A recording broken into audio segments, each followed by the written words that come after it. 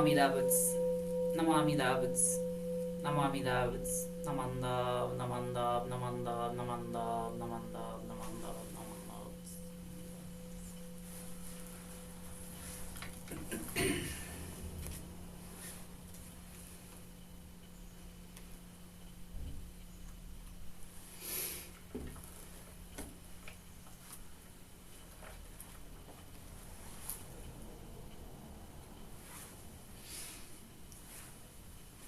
Please join me in taking refuge in the three treasures as we chant Shishin Nai together.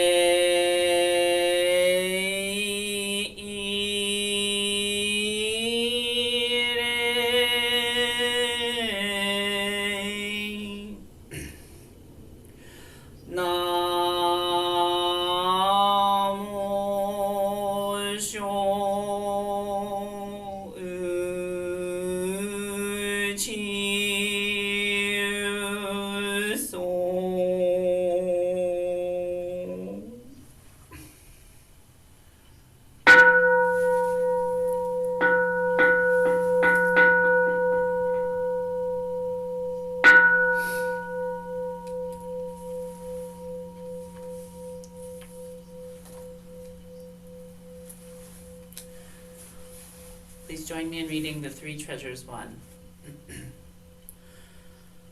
Hard is it to be born into human life. Now we are living it. Difficult is it to hear the teachings of the Blessed One. Now we hear it. If we do not realize the truth in this life, when will it be realized? Let us reverently take refuge in the three treasures of the truth. I take refuge in the Buddha. May we absorb ourselves in the principle of the way to enlightenment and awaken in ourselves the supreme will. I take refuge in the Dharma. May we be submerged in the depths of the doctrine and gain wisdom as deep as the ocean. I take refuge in the Sangha. May we live in harmony in the great assembly as disciples of Buddha and be freed from all hindrances, becoming units of true accord in the life of harmony in a spirit of universal oneness, freed from the bondage of selfishness. Even through myriad ages of kalpas, hard is it to hear such an excellent, profound, and wonderful doctrine. Now we're able to hear and receive it. Let us thoroughly understand the true meaning of the Tathagata's teaching.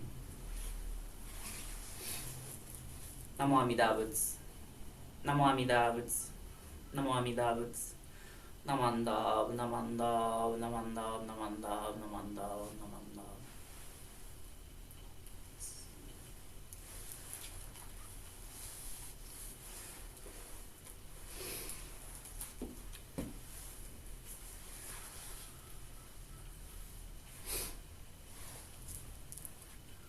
Today, on the celebration of our founder Shinran's birthday, please join me in chanting his Shoshinge, or Hymn of True Faith.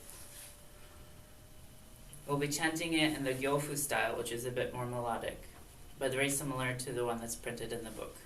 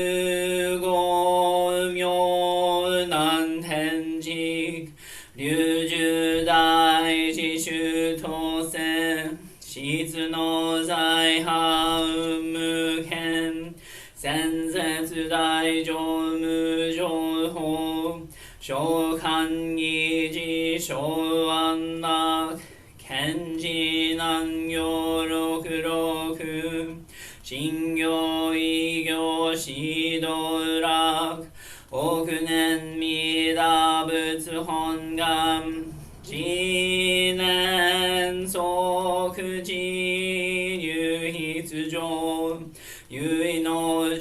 諸如来語お法大悲偶案天神菩薩増論説奇妙無下光如来永衆たら見真実光線の頂戴誓願光有本願に消え光異道群上小一心記入功徳大崩壊筆逆入大永衆衆特使蓮華造世界即所非信用法精進有本の輪現人図入生寺音寺用下本師鈍難両天使上皇乱小菩薩来三蔵ルシ十上教凡上三行気楽法天神菩薩論中下報道因果見世願大言ねこういう他力少女死因有心心惑前本部新人法小子小子即涅槃非死無量光明道小苦修上回復系乗車結晶道難所有名浄土活入南山地力変言集円満特語感染症三不三心軽音言増末法滅道品一生増悪地偶然思安如外小妙化全道独妙無所異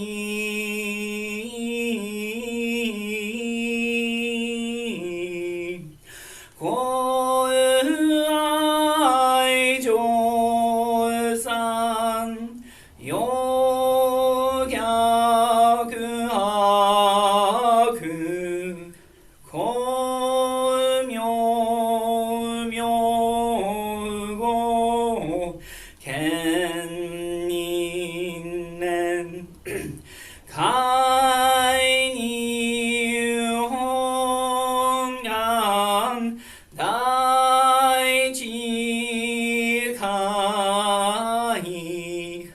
行者小樹今後心教期一年総合よい大当逆三人即少々四条楽原神公開一大慶年期安女寛一祭先祖修心反先人法権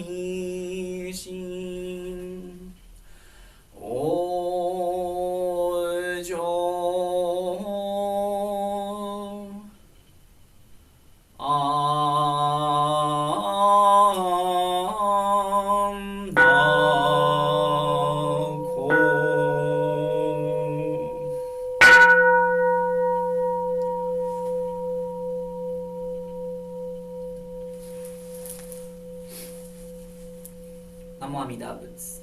Namo Amida Butsu. Namo Amida Butsu. Namandab, namandab, namandab, namandab, namandab, namandab, namandab.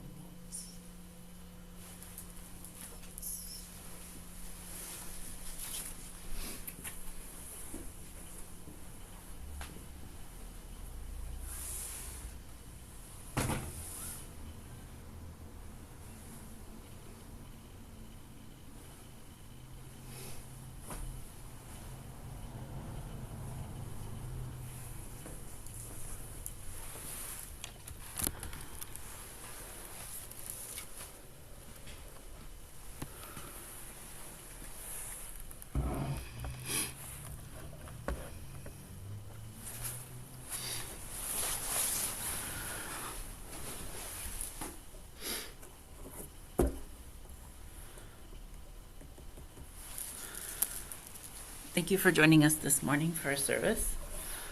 I'd like to continue with the next part, which will be my Dharma message. If you give me just a moment, I'll share my screen so I can share my presentation with you. So please join me in Gassho. I'd like to share some words from Seikaku's Essentials of Faith Alone, or the Yui Shincho.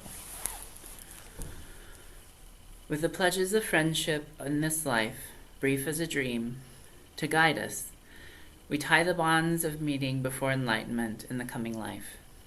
If I'm behind, I will be guided by others. If I go first, I will guide others.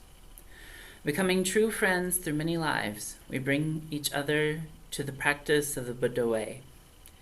And as true teachers in each life, we will together sunder all delusion and attachment. Namo Amida Butsu.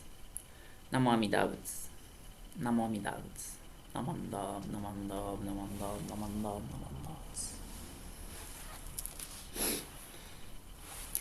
This passage for today's Gosandai comes from Pure Land teacher Seikaku's Yui Shinsho, which is usually translated as Essentials of Faith Alone. In the Yui Shinsho, Seikaku cites a number of teachings from various Pure Land teachers in order to address some concerns that people had in Seikaku's day about Nenbutsu practice. This sort of writing is very common in Buddhist discourse, especially in the past, as debates over the validity of particular lineages and dharmic interpretations were something that many scholar monks would be well versed in engaging. People at the time criticized Senju Nenbutsu, or exclusive Nenbutsu practice, as being heretical, lazy, or just foolish. Similarly, other advocates for single practice Buddhist lineages faced a lot of criticism, because at the time, Buddhist spiritual achievement was often tied to scholastic and political achievement. I don't want to go into a lot of detail about all this, but suffice it to say that this is still pretty common. If you get a bunch of BCA ministers together, we'll probably start arguing about doctrine.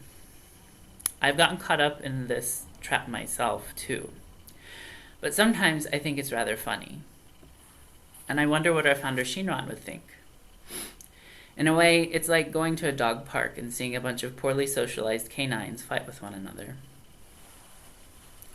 Because of this interesting conflict, I think it's also interesting that Seikaku finishes the Yui Shinsho with this passage that I shared today on friendship and community. Perhaps he's saying that in spite of our differences and animosity towards one another, or maybe even because of those things, we are all actually guiding one another, bringing each other to practice the Buddha way, claiming that our pledges of friendship during our fleeting lives tie bonds that transcend our mortal conceptions of time. I find this juxtaposition of conflict and argumentation alongside extratemporal ties of camaraderie to be really beautiful. And it's a way of thinking about our lives as Buddhists as well. Too often, we're presented with binaries of black and white, of right and wrong, of evil and good. The right way to interpret scripture and doctrine, and the wrong way. But life is a lot more complex than that. Most of us who've been in long-lasting relationships, be they romantic, platonic, familial, or otherwise, know that conflict can be healthy and allow us to grow closer together to one another. For myself, I'm trying to unlearn the idea that conflict is a symptom of a deeper problem that requires me to cut someone out of my life.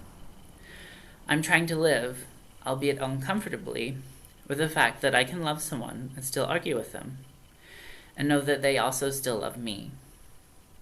Conflict can lead to deeper connections and to better communication and trust if we cultivate that trust by approaching conflict in such a way that we're trying to understand one another more. But we have to ask ourselves the question, how do we get to that point where conflict can transform difference into trust and reconciliation? Well, I think we might find such wisdom in the final closing passage from Seikaku's Yuishincho.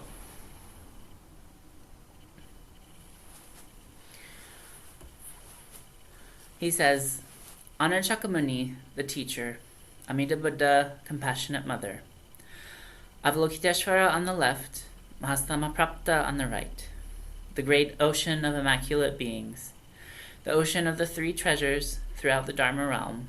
Single-heartedly I think on your witness. Pity and comfort me and hear my prayer.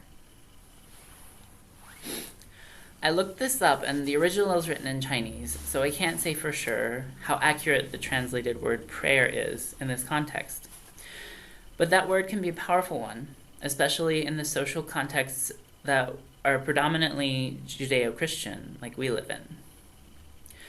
I remember when my mom first came to Berkeley Buddhist Temple with me, and she wasn't a fan. She said something along the lines of, quote, when you pray to the Buddha, something, something, and I got defensive and said, we aren't praying to anyone. But now when I look back and I wonder if in some way chanting in Nenbutsu isn't prayer. And also, maybe I've reclaimed that word for myself as a Buddhist and recontextualized it outside of my Christian past. If I think of prayer for myself as Buddhist, I'm not asking, Dear Amida, please give me money and a car or fix all my problems. For me, a Buddhist prayer would acknowledge all the pain and suffering in the world and my part in that. My Buddhist prayers would be a wish that my loved ones experience joy and ease. Perhaps my Buddhist prayers are more generally a metta meditation. But I'm sure that sometimes when I'm chanting Shoshinge, I'm probably worried about someone I love and hoping that they're okay. In some way, I guess you could say that there's a linguistic connection between this word prayer and the Buddhistic cultural context in the Japanese word kotodama, which is the belief that mystical powers dwell in words and names, that sounds can metaphysically affect objects, and that ritual word usages can influence our environment, our body, mind, and our hearts. At the Berkeley Buddhist Temple, I was recently asked by one of our new college members, what should I think about when I say Nenbutsu? And I thought that was a really good question, because I don't know that I've thought about that before. What do I think about when I say Nenbutsu? This person who asked me the question was feeling upset because their dad had recently died, and they wanted to find a meaningful way to honor him. And so I just told them that they can think of anything that comes to their mind. I'm not sure if Nenbutsu is something that we necessarily do or if it's something that's doing us. That's a deep philosophical quandary that didn't feel appropriate with my new friend's fragile emotional state, so I just suggested that they think of whatever. There's no wrong or right thought, but if something makes them feel more comfortable, more at peace and at ease, maybe that's a good place to start, and maybe they can try that. Along these lines of thinking about prayers and aspirations and Nenbutsu, I wonder, I know that Shinran urges us to say Nenbutsu with prayers for peace in our hearts. And I'm also reading a book by a Japanese Buddhist named on Kingian Nonviolence by an instructor named Kazu Haga. The book is called Healing Resistance, A Radically Different Response to Harm. And it's full of Haga's recollections of his journey toward the orientation of nonviolence. In one of Haga's stories, he's remembering his time spent with Nichiren Buddhists on a pilgrimage through the American South to seek racial healing and reconciliation for the horrible karma that our nation carries from the transatlantic slave trade and the African diaspora. He recalls witnessing the horrors of intergenerational trauma suffered by his friends, alongside the practices of Buddhist monks and lay people in chanting. And he tells the story of one of the monks who was talking about teaching chanting to newcomers, and Haga's own reflections on Kotodama. He says that his teacher taught him not to give people the literal definition of the chant. The teacher explained, when we tell the people the meaning of the chant, they focus too much on the literal meaning of the words and stop putting their own prayers into it. The literal meaning doesn't matter. It's the prayer that we put into each chant that matters. So that's how I understand Kotodama. It's the spirit of what we put into each word that gives its true meaning. So perhaps this notion of Kotodama provides a nuanced understanding of prayer that fits within our teachings around Amida Buddha, the Pure Land, Nenbutsu, and our own sense of our spiritual selves. It's commonly said that Nenbutsu is our practice as Jodo Shinshu Buddhists, but also that it's the practice of Buddha. And so in some sense, an understanding of Kotodama is the embodiment of Buddha within our voice that brings together inconceivable wisdom and compassion of Buddha and the imperfect self, both expressing our aspirations for the liberation of all beings together. And we say Namo Amida Butsu together as friends, as a sangha and a community, and as a family. In this way, Namo Amida Butsu is a prayer, but not a self-centered one. I want this or I need that. Rather, it's a call for Buddha for us to awaken. It's our deepest aspiration for liberation from suffering, and the call to follow the Buddha way. In a sense, it's simply saying something, but in another, more mystical way, it's also the profound call for freedom and for community. I'd like to conclude today's Dharma talk and our service for today by reading the passage from Seikaku's Yui Shinsho once more. So please join me in Gassho. With the pledges of friendship in this life, brief as a dream, to guide us, we tie the bonds of meeting before enlightenment in the coming life. If I'm behind, I will be guided by others. If I go first, I will guide others. Becoming true friends through many lives, we bring each other to the practice of the Buddha way. And as true teachers in each life, we will together sunder all delusion and attachment. Namo Amida Butsu. Namo Amida Butsu. Namo Amida Butsu. Namandal, namandal, namandal, namandal.